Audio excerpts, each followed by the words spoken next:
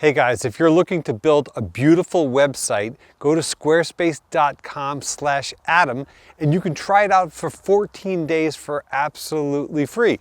And if at any time during that 14 days or at the end of that period you want to actually buy a Squarespace website, use the code ADAM, A-D-A-M, and you will save 10% at checkout.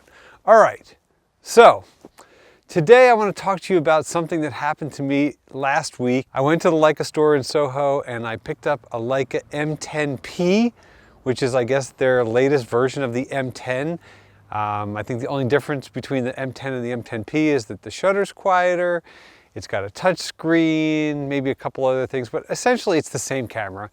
And I had a 50mm f2 APO, which is like their top of the line 50mm, you know, excluding the Noctilux. Yeah, so we're talking about an $8,000 camera with an $8,000 lens, because I really needed to see, you know, how viable is it shooting with manual focus in this day and age of digital. Everything's autofocus, it's got optical image stabilization, all the tools. I mean, you know, right now I'm filming this with focus tracking. So that means that I don't really have to do a thing and the camera is literally just following me around. It doesn't matter what I do. It's following me, it's focusing on me. It's unbelievable. So why would I want a camera that is fully manual focus, doesn't even do video? Well, it's a creative tool. There's a certain look and feel that you get when you're shooting with Leica. It's kind of one of those things that's hard to explain because the price tag makes it so exclusive and so off-putting for so many people that they immediately think like, oh, if you've got the red dot on your camera, you must be rich or you must be pretentious. Yeah, I don't know. Maybe I think I fell into, you know, the bias of those kind of preconceived thoughts back in the day. But as I've, you know, explored different kind of camera solutions, my thinking has changed. I mean, there was a long time where I was shooting with medium format. Medium format digital is another one of those kind of like upper echelon kind of things that people covet and think like, oh, you know, if you're shooting medium format, you must be rich or something like that. It's not really the case. Yes, the cost of shooting medium format is much, much greater than shooting DSLR or even mirrorless now, which has become, let's say, more affordable. So I shot with this M10 and I'm telling you, it was such a pleasure. The rangefinder, you know, focusing with the rangefinder, it's so big, it's so bright, and it was actually pretty easy. It was actually pretty quick. You know, once you kind of get a rhythm going, it's really not that difficult to kind of get things going. Yes, obviously, it would take a while for me to get accustomed to focusing with a rangefinder. You know, for example, like I love the Leica Q. It's such an incredible camera. It's full frame.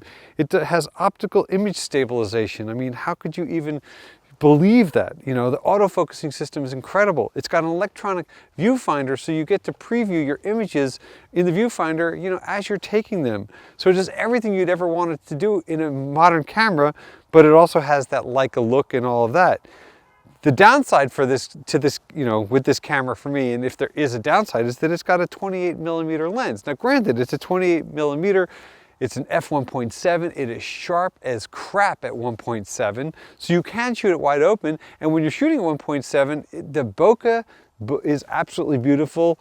The color rendition is beautiful. It's a wonderful camera to use, but you're fixed at 28mm. Now look, if this thing had even a 40mm lens, I mean 50 would be ideal, it would definitely be more appealing because I'm more of a portrait shooter, even though I love using this thing for street shots and for a whole bunch of other stuff. And if you do kind of do a portrait with it, you know, it's going to be a wide angle portrait, but it's still going to look pretty damn good. It'll be nice and sharp in the background, it'll be nice and pretty.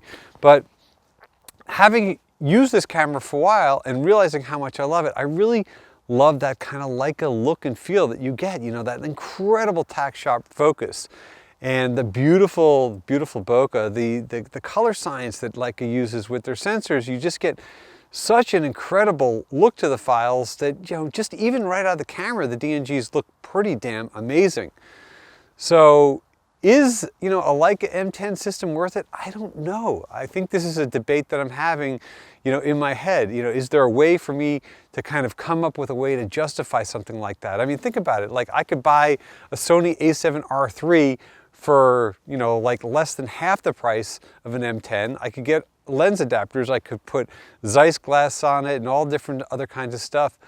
But it's still not going to be a Leica. It's still not going to have that look. So, I don't know. I think I'm kind of at that point where, as I predicted, this being a gateway camera, I kind of feel like now that I've tasted the Leica drug, it's gotten into my head, and I think I want to explore it a little bit further.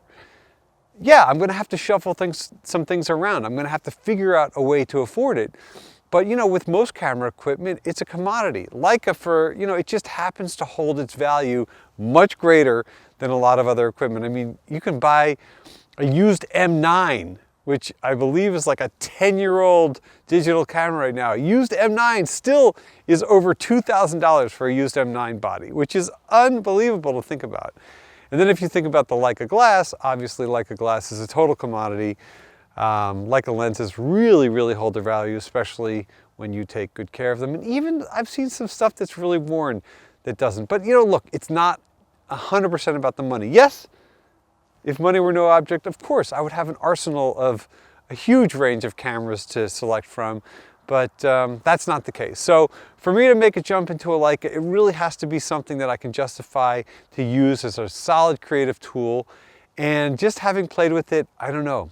I think I need to grab one into my arsenal. So there you go, guys. I just wanted to share my thoughts about the Leica M10. I knew that the Q would be a gateway. I knew that there's more red dots in my future, or more Leicas in my future. That's it for now. If you have any questions or comments, please leave them below. And we'll see you soon.